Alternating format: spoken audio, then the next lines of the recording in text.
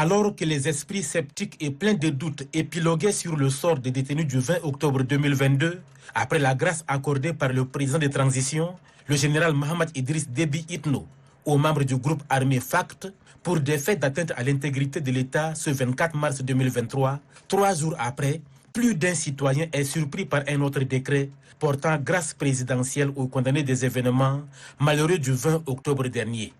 Ce deuxième décret du 27 mars 2023 accorde quant à lui grâce présidentielle aux personnes condamnées pour des faits d'attroupement non autorisés, violences et voies de fait, coups et blessures volontaires et troubles à l'ordre public appelés manifestations du 20 octobre 2022. Bien que le président de la transition ne parlait que de la libération des prisonniers de guerre lors de son engagement devant Dieu et la nation à la clôture du dialogue national inclusif et souverain, dans sa largesse, sa quête continuelle de la paix, de la concorde nationale, le chef de l'État vient une fois de plus montrer à la face de la nation et de l'opinion internationale son amour inconditionnel pour son pays. Les désormais ex-détenus des événements du 20 octobre, qui sont au nombre de 259 personnes, recouvrent ainsi leur liberté. D'ici quelques heures, une fois les petits détails réglés, ces jeunes regagneront leur famille. L'on imagine déjà les préparatifs d'accueil dans chaque famille, la joie et le bonheur de retrouver sa demeure après près de 5 mois de détention.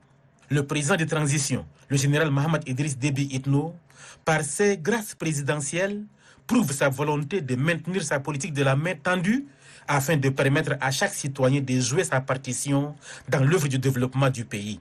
Même si la grâce ne préjudicie pas aux droits des tiers et ne porte pas atteinte aux droits du trésor public en ce qui concerne le recouvrement des frais de justice qui pourra être poursuivi par des moyens de droit, c'est un geste d'apaisement, facteur de réconciliation entre les filles et fils du Tchad. La Commission nationale des droits de l'homme, CNDH, dans son communiqué numéro 003 du 27 mars 2023, s'était félicité de la grâce que le chef de l'État avait généreusement accordée le 25 mars 2023 aux 380 membres du Front pour l'alternance et la concorde FACT, condamnés à la prison à perpétuité, et elle l'avait encouragé à poursuivre ses efforts de consolidation de la paix et du bien-être des Tchadiens. C'est donc avec satisfaction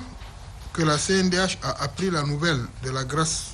présidentielle accordée à 259 manifestants